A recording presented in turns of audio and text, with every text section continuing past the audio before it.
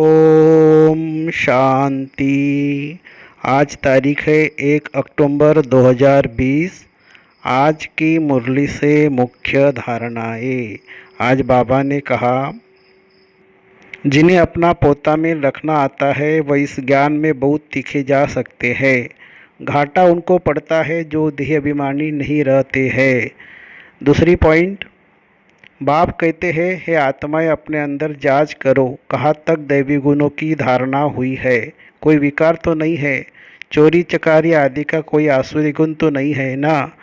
आसुरी कर्तव्य करने से फिर गिर पड़ेंगे।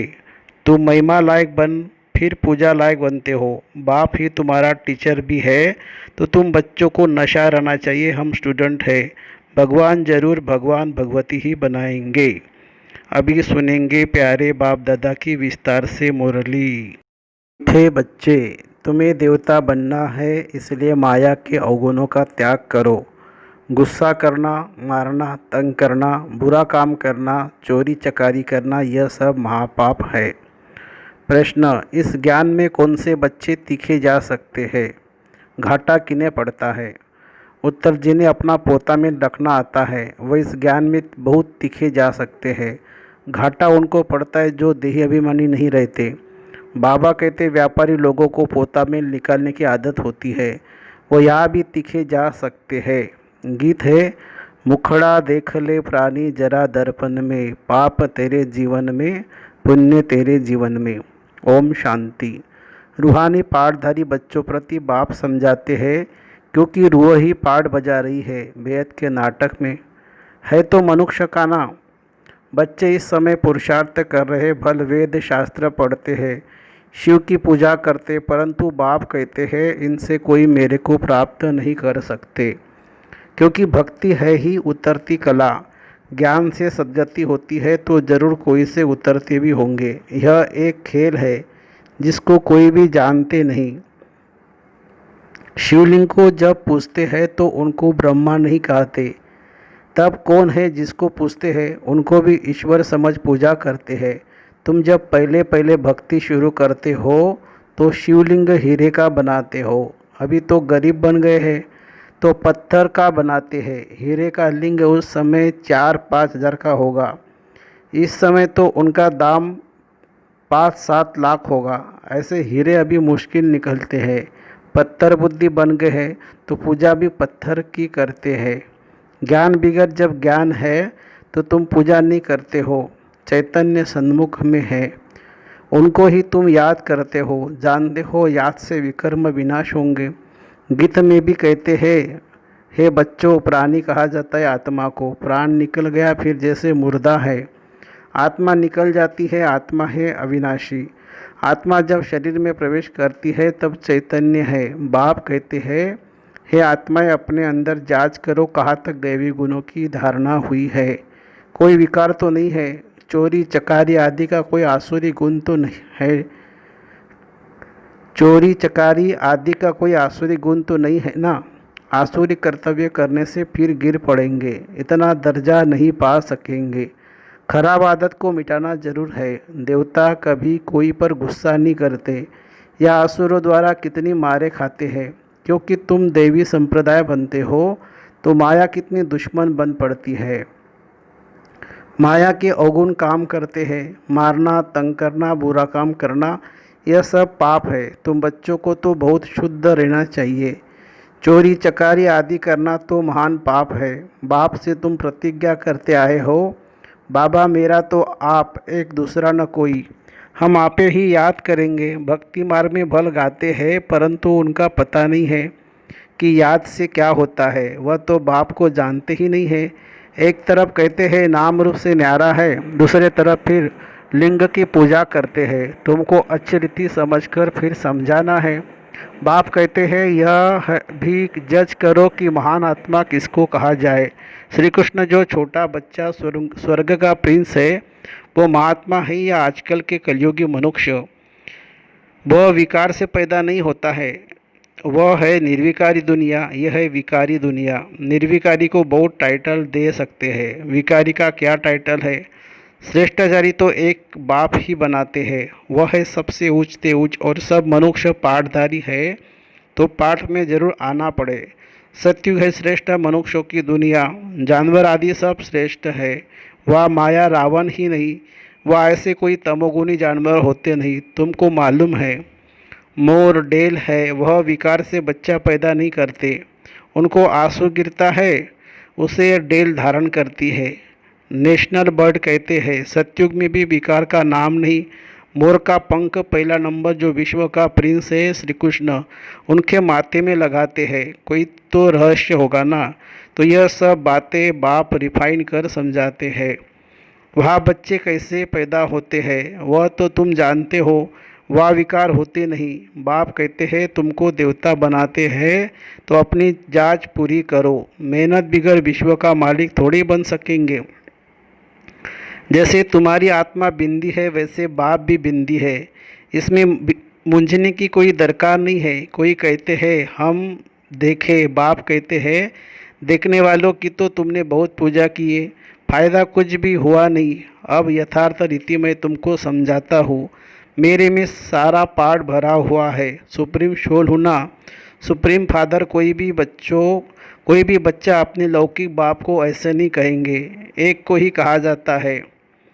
सन्यासी को तो बच्चे है नहीं जो बाप कहे, यह तो सब आत्माओं का बाप है जो वर्षा देते हैं। उन्हों का कोई गृहस्थ आश्रम तो ठहरा नहीं। बाप भेद समझाते हैं तुमने ही 84 जन्म भोगे हैं। पहले पहले तुम सतोप्रधान थे, फिर नीचे उतरते आए हो।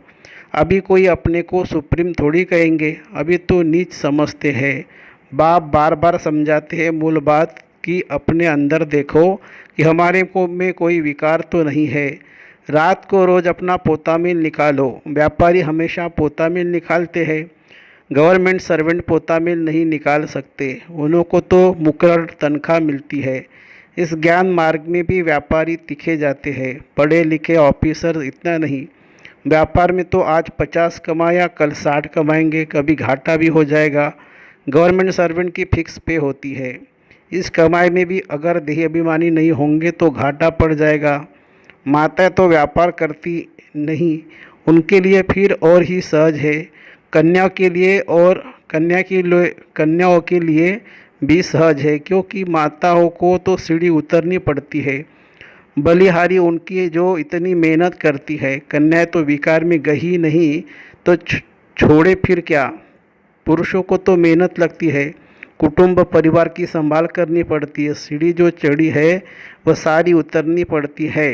घड़ी घड़ी माया थप्पड़ मार गिरा देती है। अभी तुम बी के बने हो। कुमारियाँ पवित्र ही होती है, सबसे जास्ती होता है पति का प्रेम। तुम्हें तो पतियों का पति परमात्मा को याद करना है और सबको भूल जाना है। माँ बाप का बच्चा में मोह होता है। बच्चे तो है ही अनजान, शादी के बाद मोह शुरू होता है। पहली स्त्री प्यारी लगती है, फिर विकारों में ढकेलने से सीढ़ी शुरू कर देते हैं। कुमारी निर्विकारी है तो पूजी जाती है। तुम्हारा नाम है बीके, तुम महिमा लायक बन फिर पूजा लायक बनते हो। बाप ही तुम्हारा टीचर भी है तो तुम बच्चों को नशा रहना चाहिए। हम स्टूडेंट है, भगवान जरूर भगवान भगवती ही बनाएंगे।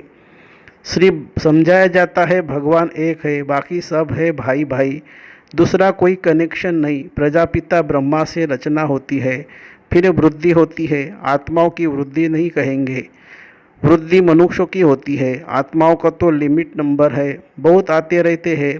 जब तक वाह है आते रहेंगे, झाड़ बढ़ता रहेगा, ऐसे नहीं कि सूख जाएगा।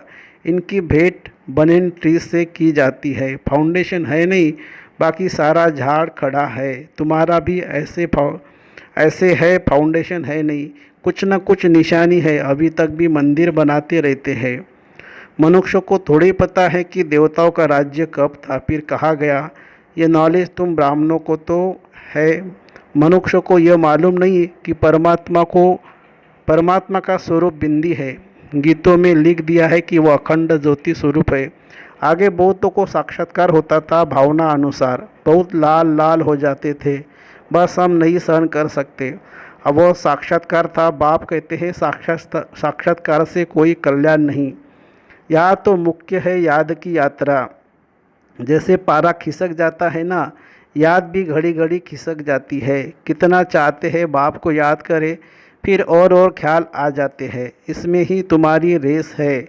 ऐसे नहीं कि फट से पाप मिट जाएंगे, समय लगता है कर्मातीत अवस्था को जाए तो फिर यह शरीर ही न रहे। परंतु अभी कोई कर्मातीत अवस्था को नहीं पा सकते, फिर उनको सतयुगी शरीर चाहिए।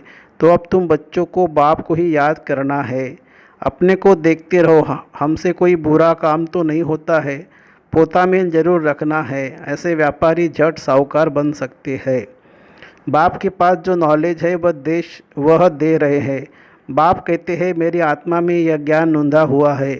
हुबहू तुमको वही बोलेंगे जो कल्प पहले ज्ञान दिया था। बच्चों को ही समझाएंगे और क्या जाने।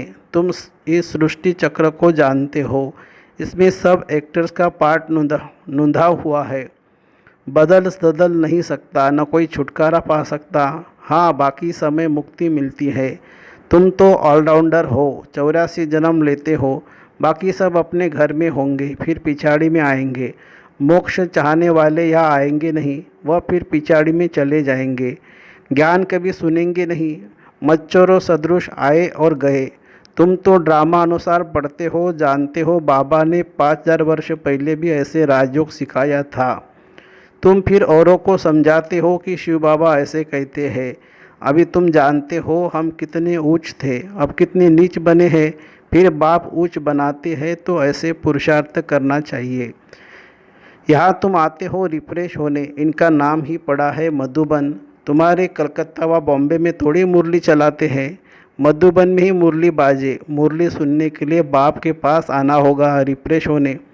नई नई पॉइंट निकलती रहती है, सन्मुख सुनने में तो फील करते हो बहुत फर्क रहता है। आगे चल बहुत पाठ देखने हैं। बाबा पहले पहले सब सुना दे तो टेस्ट निकल जाए। आहिस्ते आहिस्ते इमर्ज होता जाता है, एक सेकंड न मिले दूसरे से। बाप आए हैं रूहानी सेवा करने, तो बच्चों का भी फर्ज है रूहानी सेवा करना। कम से कम यह तो बताओ, बाप को याद करो और पवित्र बनो। पवित्रता में ही फेल होते हैं क्योंकि याद नहीं करते हैं। तुम बच्चों को बहुत खुशी होनी चाहिए, हम बेहद के बाप के सन्मुख बैठे हैं जिसको कोई नहीं जानते। ज्ञान का सागर वह शिव बाबा ही है। देहधारी से बुद्धि योग निकाल देना चाहिए। शिव बाबा का यह रथ है, इनका रिगार्ड नहीं रखेंगे तो धर्मराज द्वारा बहुत डंडे खाने पड़ेंगे। बड़ों का रिगार्ड तो रखना है ना। आदिदेव का कितना रिगार्ड रखते हैं, जड़ चित्र का इतना रिगार्ड है तो चैतन्य का कितना रखना चाहिए। अच्छा, मीठे मीठे सिकेलदे बच्चों प्रति माता पिता बाप दादा का याद प्यार और गुड मॉर्निंग। रूहानी बाप की रूहानी बच्चों को नमस्ते। धारणा के लिए मुख्य सार, अंदर में अपनी जांच कर दैवी गुण धारण करने हैं। खराब आदतों को निकालना है। प्रतिज्ञा करनी है, बाबा हम कभी भी बुरा काम नहीं करेंगे। दूसरा, कर्मातीत अवस्था को प्राप्त करने के लिए याद की रेस करनी है। रूहानी सेवा में तत्पर रहना है, बड़ों का रिगार्ड रखना है। वरदान, सर्व खजानों को स्वयं के प्रति और औरों के प्रति यूज करने वाले अखंड महादानी भवो। जैसे बाप का भंडारा सदा चलता रहता है, रोज देते हैं, ऐसे आपका भी अखंड लंगर चलता रहे। क्योंकि आपके पास ज्ञान का, शक्तियों का, खुशियों का भरपूर भंडारा है। इसे साथ में रखने व यूज करने में कोई भी खतरा नहीं है। यह भंडारा खुला होगा तो चोर नहीं आएंगे, बंद रखेंगे तो चोर आ जाएंगे। इसलिए रोज़ अपने मिले हुए खजानों को देखो और सो के प्रति और औरों के प्रति यूज करो तो अखंड महादानी बन जाएंगे। स्लोगन है, सुने हुए को मनन करो, मनन करने से ही शक्तिशाली बनेंगे। सुने हुए को मनन करो, मनन करने से ही शक्तिशाली बनेंगे। अच्छा, ओम शांति शांति शांति। शुक्रिया बाबा, शुक्रिया। Thank you Baba, thank you.